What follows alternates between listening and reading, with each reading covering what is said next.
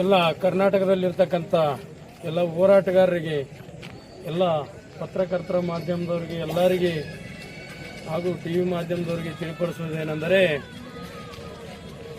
ರಾಯಚೂರು ಜಿಲ್ಲೆಯ ದೇವದುರ್ಗ ತಾಲೂಕಿನ 17 ಗ್ರಾಮದ ಭೂಮಾನಂದ್ ಅಂತೇಳಿ ಒಬ್ಬ ಯುವಕ, ಮಾದಿಗ ಸಮುದಾಯದ ಯುವಕ, BSP ಪಾರ್ಟಿಯಲ್ಲಿ ಕೆಲಸ ಮಾಡ್ತಿದ್ದ.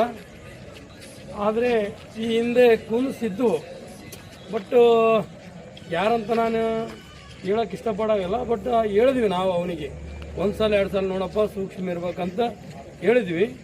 ಆದರೂ ಕೂಡ ಇವತ್ತು ಅಚಾನಕ ಅವನೇನೋ ಊರ್ಲಿದ್ದ ಬರೋ ಟೈಮ್ದಲ್ಲಿ ಅಟ್ಯಾಕ್ ಮಾಡ್ಯಾರೋ ಏನು, ಈ ಕಡೆಲಿದ್ದ ಅಟ್ಯಾಕ್ ಮಾಡ್ಯಾರೋ.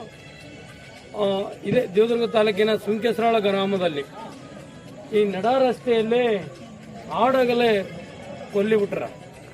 ಏನಂದ್ರೆ ಚಾಕು, ಚೂರಿ, ಬಡಿಗೆ ಎಲ್ಲನಿದ್ದೇವೆ. ಏನು ಉದ್ದೇಶಪೂರ್ವಕವಾಗಿ ದೂರವಾಣಿ ಕರೆ ಮಾಡಿ ಕರೆದಾರೋ ಗೊತ್ತಿಲ್ಲ, ಮತ್ತು ಏನು ಹೋಗೋದು ನೋಡಿ ಹೊಡೆದಾರೋ ಗೊತ್ತಿಲ್ಲ. ಈಗ ಆ ವ್ಯಕ್ತಿಗೆ ಬಹಳ ಅವರ ಕುಟುಂಬಕ್ಕೆ ಅನ್ಯಾಯ ಆಗಿದೆ. ಇಡೀ ರಾಜ್ಯದಲ್ಲಿ ನಮ್ಮ ಸಮುದಾಯಕ್ಕೆ, ಮಾದಿಗ ಸಮುದಾಯಕ್ಕೆ ದೊಡ್ಡ ದುರಂತ ಆಗಿದೆ. ಯಾಕಂದ್ರೆ ಒಬ್ಬ ವ್ಯಕ್ತಿ ಏನಾನ ಅನ್ಯಾಯ ಮಾಡಿದ್ರೆ ಪೊಲೀಸ್ ಇಲಾಖೆ ಕೇಸ್ ಮಾಡಬೇಕು, ಅವನ್ನ ಒಳಗಾಗಬೇಕು. ಕಾನೂನು ಪ್ರಕಾರ ಕೋರ್ಟ್ ತೀರ್ಪು ಏನು ಕೊಡ್ತದ ಅದು ಕೊಡ್ತದ.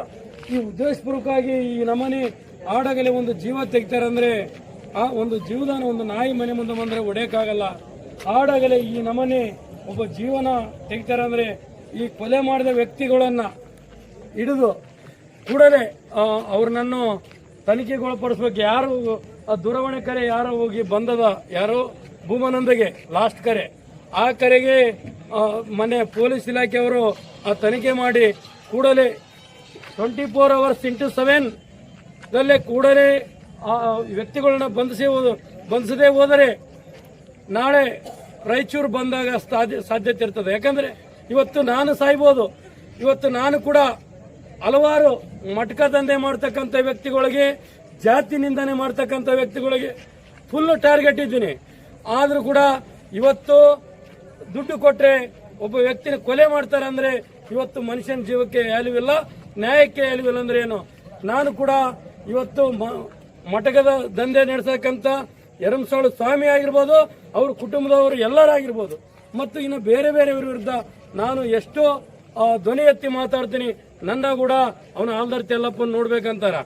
ಆದ್ರೂ ಕೂಡ ನನ್ನ ಹಿಂದೆ ಕಾನೂನಿದೆ ಅಂತೇಳಿ ನಾನು ಘಂಟಘೋಷವಾಗಿ ನಾನು ಇವತ್ತು ಮಾತಾಡ್ತಾ ಇದ್ದೀನಿ. ನಾನು ಯಾರೋ ಹುಟ್ಟಿದವರು ಸಾಯಲೇಬೇಕು, ಆದ್ರೆ ಧೀರ್ತನ ಮಾಡ್ರಿ. ಅಡಕ್ ಕೆಲಸ ಇದೆಲ್ಲ 4 ಮಂದಿಗೆ ದುಡ್ಡು ಕೊಟ್ಟು ಹೊಡೆಸಂತ ಕೆಲಸ, ಏಡಿ ಕೆಲಸ ಮಾಡ್ತಾರ.